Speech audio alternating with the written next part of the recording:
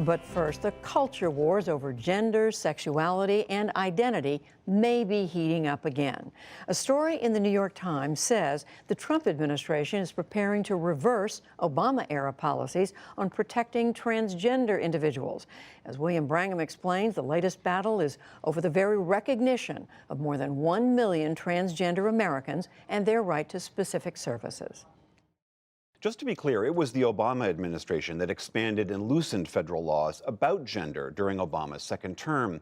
That administration, in response to changes in the legal landscape and to the lived experiences of thousands of trans people, began to recognize that a person's gender could be how they self-identified, not just how they were born. That change, of course, led to big fights over school bathrooms and dormitories. But President Trump's team has argued those changes went too far and is now allegedly proposing a near-total reversal. The New York Times obtained a draft memo that says the Department of Health and Human Services is planning to issue a legal definition of gender that is based, quote, on a biological basis that is clear, grounded in science, objective. According to the memo, that definition would be determined at birth, male or female, and not changeable. The department today said they wouldn't confirm any proposed change and wouldn't verify the accuracy of the leaked memo. But the president today acknowledged that the administration was looking very seriously at this change. And many trans rights groups are worried, and protesters took to the streets today and went to the White House. Joining me now is Sharon McGowan. She's the legal director for Lambda Legal, one of the nation's oldest groups promoting the rights of the LGBTQ community. Welcome to the NewsHour. Thank you for having me. What is your reaction to this proposed change, very binary change in the definition of gender? Boy, girl, no changes. What's your reaction? Well, unfortunately, I'm not surprised because we know that from day one, this administration has really taken it upon itself to try and unwind the progress that we have made for the LGBT community. But in some sense, this really is a piece of a larger trend within this administration to disregard law and to disregard fact.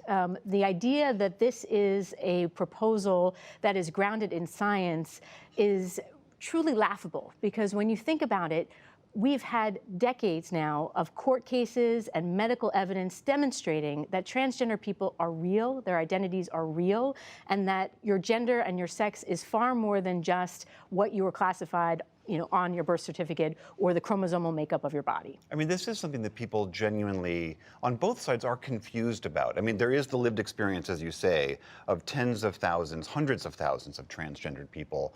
But there's also many people who don't quite understand it. And I think there's even people within the community who acknowledge that the science is still evolving in our understanding of what it means to be transgendered.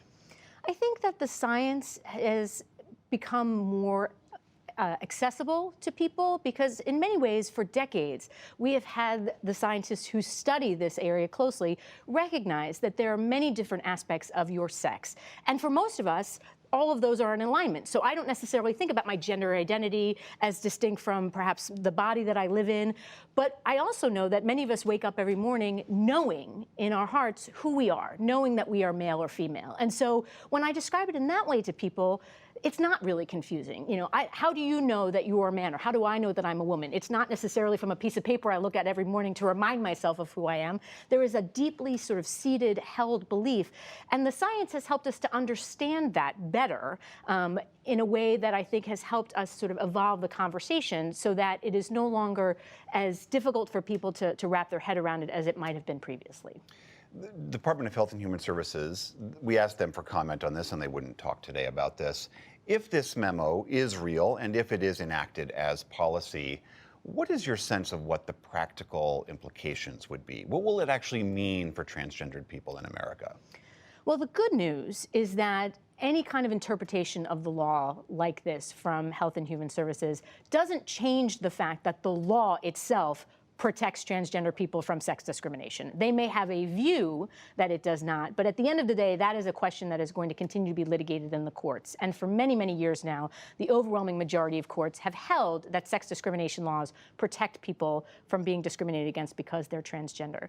But I don't want to downplay the really significant harm that is being done even by talking about a proposal like this. I spent today with many transgender people and parents of transgender children who are truly afraid of what this means for their families. The notion that a school may now feel emboldened to discriminate against their child, or a healthcare provider may be emboldened to turn them away.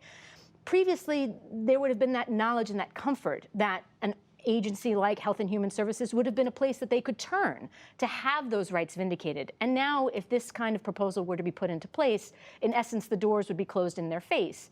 Now, fortunately, there are organizations like Lambda Legal who will continue to defend the rights of the LGBT community, but it's extremely important to recognize the deep, deep harm that is being done by trying to basically create an outcast group of citizens in this country. This memo is credited to a man named Roger Severino. He's at the Civil Rights Department at HHS. And prior to joining the Trump administration, he was at a think tank, and he was very critical of the Obama administration's moves.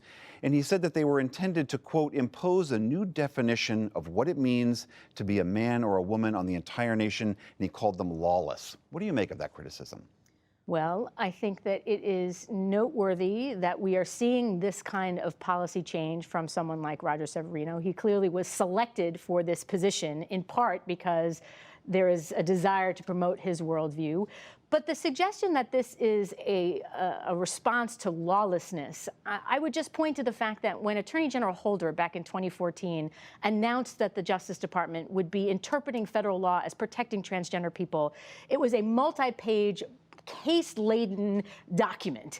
And when Jeff Sessions last year rescinded that memo, there were barely any legal citations at all. There's this one case in Texas where a federal district court judge said the Obama administration, citing Congress's Title IX categorization, he seemed to push back and said that there was some justification that the Obama administration had overreached in some way. Yes, so this judge, Judge O'Connor in Texas, has become sort of the go-to court for individuals who are looking to strike down aspects of the Obama administration's accomplishments protecting transgender people. But his decision is truly an outlier in the face of decades of case law in which Republican and Democratic appointed judges alike are recognizing that discrimination against a transgender individual is just as much a form of sex discrimination as it is religious discrimination to penalize someone for having converted from one religion to another.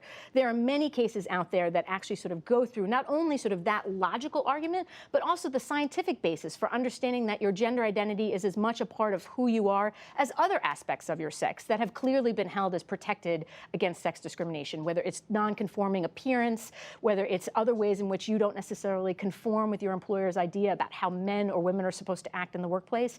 So this truly is the lawless action that we are seeing right now, a disregard of case law that this administration doesn't like to be able to achieve an outcome that is the world that they want to live in. Sharon McGowan, Lambda Legal, thank you very much. Thank you for having me.